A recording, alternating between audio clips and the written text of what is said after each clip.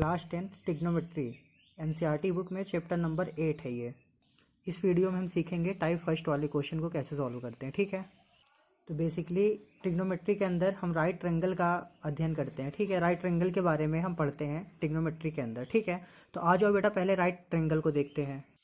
तो यार देखो, ऐसा कोई ट्रायंगल जिसका एक एंगल 90 डिग्री का हो, that is called right triangle. ठीक है, एंगल विच है one angles is 90 degree is called right triangle. Okay, आ जाओ देखते हैं।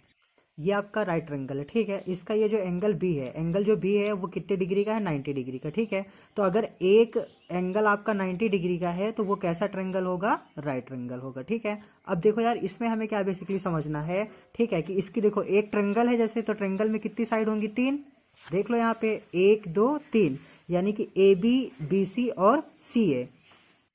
तो यार देखो, इसमें साइड्स कितनी है? 3। तो इन साइड्स के नेम क्या है? ऐसे देखोगे अगर तो क्या हो जाएगा? ए बी बी सी और सी ए। ठीक है, बट ये ट्रिग्नोमेट्री के अंदर इन साइड्स की कुछ पर्टिकुलर्स नेम होते हैं। ठीक है, आ जाओ देखते हैं कैसे। तो यार देखो, जो आपके 90 के सामने 90 डिग्री का एंगल है, उसके सामने की जो साइड्स होगी उसको हम बोलते हैं हाइपोटेनियस। जो 90 के सामने होगी उसको हम बोलते हैं हाइपोटेनियस साइड। ठीक है, और ये जो नीचे वाली होती है इसको हम बोलते हैं बेस। क्या बोलते हैं? बेस। ये जो नीचे वाली साइड होती है इसको हम बोलते हैं बेस।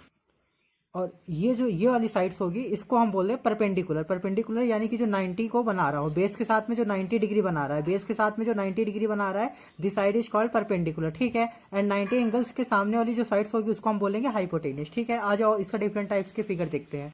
तो यार देखो, ये वाला जो ट्रायंगल है ए बी सी, इसमें अगर देखो हमें हाइपोटेनियस ढूंढना है तो सबसे पहले 90 ढूंढो। 90 ढूंढे, अब 90 से ही बेटा ऐसे करके एरो लगा दो। तो 90 से अगर एरो लगा रहे हो तो सामने कौन सी साइड दिख रही है? ये वाली A C. So that is called hypotenuse. Short form में हम इसको एच बोलते हैं। ठीक है, शॉर्ट फॉर्म में हम इसको एच बोलते हैं। अब ये 90 डिग्री कौन सी साइड बना रही है? ये दो साइड मिलकर, तो ये नीचे वाली तो बेस हो जाएगी।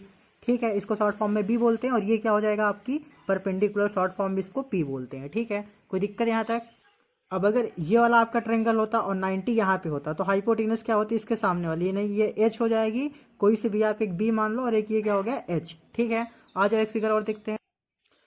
अब इसमें अगर देखोगे हाइपोटेनस, तो ये 90 के सामने कौन सी? ये ए C. So that is called hypotenuse. एक आपका बेस हो जाएगी और एक हो जाएगी परपेंडिकुलर। कोई दिक्कत यहाँ तक? आ जाओ अब आगे देखते हैं।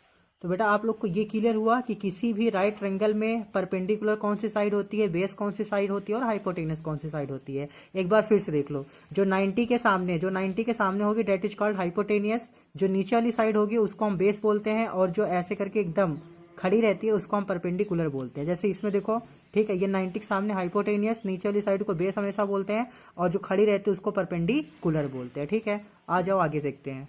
तो बेटा देखो, एक होता है आपका पाइथागोरस थ्योरम। ठीक है, तो पाइथागोरस थ्योरम में आप लोग क्या करते हो? ठीक है, कि जो राइट ट्रायंगल है इसकी ना 3 साइड्स होती हैं। तो बेसिकली अगर आपको 2 साइड दे दे, ठीक है, और कोई थर्ड साइड आपको पता करना हो, तब वहां पे आप यूज करते हो पाइथागोरस थ्योरम। फिर से एक बार समझ लो, कोई आपकी राइट ट्रायंगल हो, ठीक है, जिसकी 2 साइड्स दे दे, ठीक है, बोले कि एक साइड इतनी सेंटीमीटर, दूसरी साइड इतनी सेंटीमीटर है, तो थर्ड साइड आप पता करो। ठीक है, सो थर्ड साइड पता करने के लिए आप लोग पाइथागोरस थ्योरम का यूज करेंगे। ठीक है, आ जाओ देखो कैसे। तो बेटे देखो, साइड्स कितनी होती हैं? 3।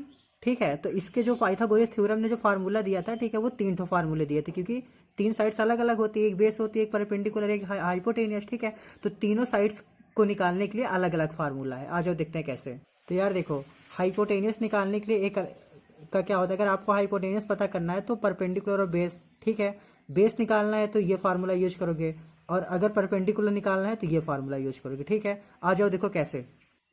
ओके, तो ये आपका ट्रायंगल है ए बी सी। ठीक है, एक ट्रायंगल है ए बी सी। ठीक है, जिसकी जो 3 साइड्स हैं, एक क्या है? बी सी, एक क्या है? A B. ठीक है, तो ए बी और बी सी दे रखा है, आपको निकालना है क्या? हाइपोटेनियस। तो हाइपोटेनियस का फार्मूला क्या होता है? एच इक्वल टू रूट के अंदर, जैसा कि आपने देख रखा है ऊपर, ठीक है, कि पी का स्क्वायर प्लस बी का स्क्वायर, तो पी का स्क्वायर प्लस बी का स्क्वायर।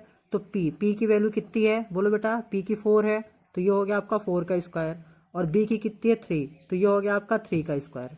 ठीक है, तो ये 4 का स्क्वायर कितना हो गया? 16, और इसका कितना हो गया? 9। इसको ऐड कर लोगे कितना हो जाएगा? 25। ठीक है, उसके बाद देखो जो h होगा, तो 25 को जब आप रूट के बाहर लिखोगे तो क्या लिख लोगे? 5 सेंटीमीटर। ठीक है, तो ये आपका h आ गया। ठीक है, तो आप यहाँ पे कितना आ गया? ये 5 सेंटीमीटर। तो अब ये देखो, एक ट्रायंगल की तीनों साइड्स आ गई। ठीक है, आ जाओ अगला देखते हैं।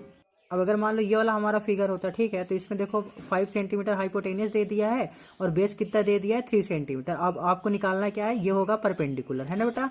तो P इक्वल टू फार्मूला क्या है, पीछे देख के लिखो, ठीक है। P इक्वल टू फार्मूला क्या होता है, रूट के अंदर h का स्क्वायर और फिर माइनस हो जाता है किसका स्क्वायर, b का स्क्वायर, ठीक है।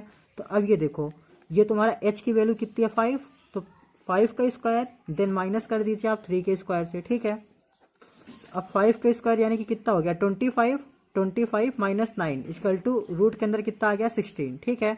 तो ये कितना हो गया आपका 4 सेंटीमीटर, यानी कि आपका जो परपेंडिकुलर है तो वो कितना हो गया 4 सेंटीमीटर।